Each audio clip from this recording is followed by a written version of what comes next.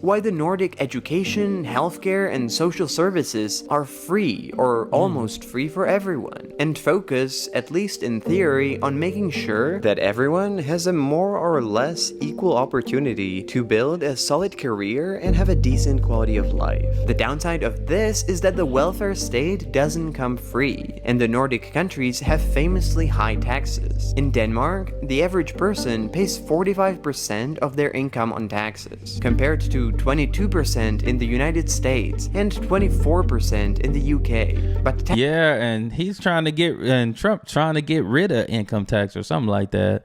But I'm just like, all right, if you're trying to get rid of income tax, what's that gonna cost us later? You know, there's always something up. There's something taxes up in with Scandinavia are not just a way to provide the state with enough money with no to pay income for tax at everything, all. but they also serve as a tool for redistributing wealth and helping to keep the income inequality low. Basically, it's harder to become really wealthy, and it's also harder to become extremely poor.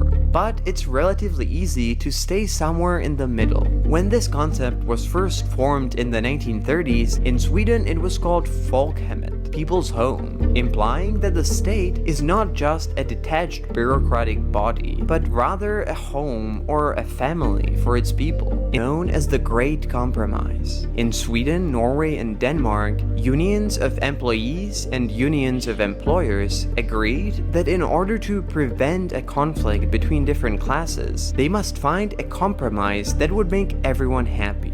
And so through different agreements, employers in all the Nordic countries agreed to guarantee decent wages, safe working conditions, and a maximum of 10 working hours per day for everyone, while the employees agreed not to protest and strike, as long as their employers kept their word.